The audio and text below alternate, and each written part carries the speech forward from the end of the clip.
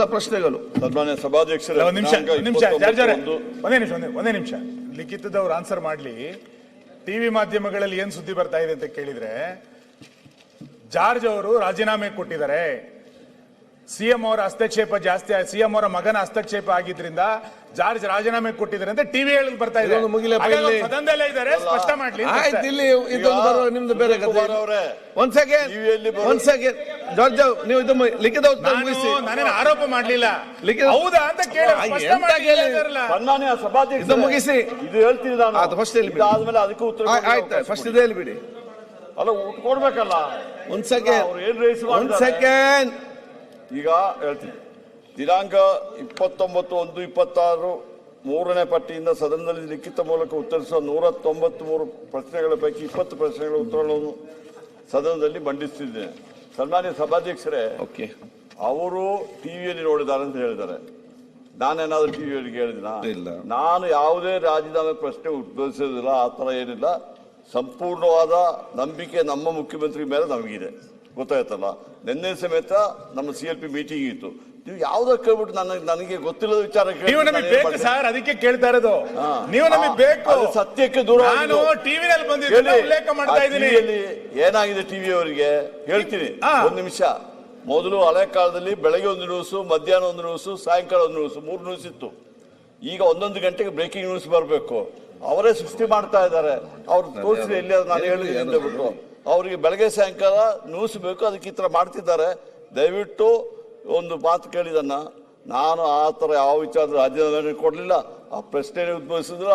ಸಂಪೂರ್ಣವಾದ ನಂಬಿಕೆ ಮತ್ತೆ ಬೆಂಬಲ ಮುಖ್ಯಮಂತ್ರಿ ಅವರೊಟ್ಟಿಗೆ ನಾವೆಲ್ಲ ಇದ್ದೀವಿ. ಓಕೆ, ಈಗ ಸಭೆ ಮುಂದಿಡಲಾಗುವ ಕಾಗದ ಪತ್ರಗಳು ಸನ್ಮಾನ್ಯ ಮುಖ್ಯಮಂತ್ರಿಗಳ ಪರವಾಗಿ ಪ್ರಶ್ನೆಗಳು. ಸನ್ಮಾನ್ಯ ಸಭಾಧ್ಯಕ್ಷರೇ, ಒಂದೇ ನಿಮಿಷ ಲಿಖಿತದವ್ರು ಆನ್ಸರ್ ಮಾಡ್ಲಿ.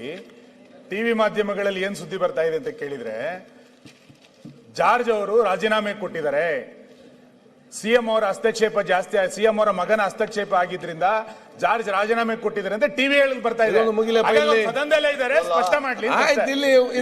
ನಿಮ್ದು ಬೇರೆ ಒಂದ್ ಸೆಕೆಂಡ್ ಜಾರ್ಜ್, ನೀವು ಇದು ಲಿಖಿತ ನಾನೇನು ಆರೋಪ ಮಾಡ್ಲಿಲ್ಲ, ಹೌದಾ ಅಂತ ಕೇಳಿ ಸನ್ಮಾನ್ಯ ಸಭಾಧ್ಯಕ್ಷ ಇದು ಮುಗಿಸಿ. ಇದು ಹೇಳ್ತೀನಿ ನಾನು, ಫಸ್ಟ್ ಆದ್ಮೇಲೆ ಅದಕ್ಕೂ ಉತ್ತರ. ಆಯ್ತು, ಫಸ್ಟ್ ಇದು ಹೇಳ್ಬಿಡಿ. ಅಲ್ಲ, ಕೊಡ್ಬೇಕಲ್ಲ. ಒಂದ್ ಸೆಕೆಂಡ್ ಈಗ ಹೇಳ್ತೀನಿ. ದಿನಾಂಕ 29/1/26 ಮೂರನೇ ಪಟ್ಟಿಯಿಂದ ಸದನದಲ್ಲಿ ಲಿಖಿತ ಮೂಲಕ ಉತ್ತರಿಸುವ 193 ಪ್ರಶ್ನೆಗಳ ಪೈಕಿ 20 ಪ್ರಶ್ನೆಗಳ ಉತ್ತರಗಳನ್ನು ಸದನದಲ್ಲಿ ಮಂಡಿಸುತ್ತಿದ್ದೇನೆ. ಸನ್ಮಾನ್ಯ ಸಭಾಧ್ಯಕ್ಷರೇ, ಅವರು ಟಿವಿಯಲ್ಲಿ ನೋಡಿದ್ದಾರೆ ಅಂತ ಹೇಳಿದ್ದಾರೆ. ನಾನೇನಾದ್ರೂ ಟಿವಿಯಲ್ಲಿ ಹೇಳಿದಿನ?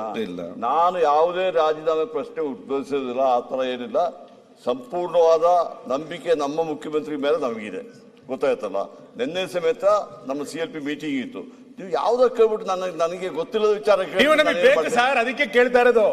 ನೀವು ನಮಗೆ ಬೇಕು, ಸತ್ಯಕ್ಕೆ ದೂರ. ನಾನು ಟಿವಿಯಲ್ಲಿ ಬಂದಿದ್ದೀನಿ, ಉಲ್ಲೇಖ ಮಾಡ್ತಾ ಇದ್ದೀನಿ. ಏನಾಗಿದೆ ಟಿವಿ ಅವರಿಗೆ ಹೇಳ್ತೀನಿ, ಒಂದ್ ನಿಮಿಷ. ಮೊದಲು ಹಳೆ ಕಾಲದಲ್ಲಿ ಬೆಳಗ್ಗೆ ಒಂದು ನ್ಯೂಸ್, ಮಧ್ಯಾಹ್ನ ಒಂದು ನ್ಯೂಸ್, ಸಾಯಂಕಾಲ ಒಂದು ನ್ಯೂಸ್, 3 ನ್ಯೂಸ್ ಇತ್ತು.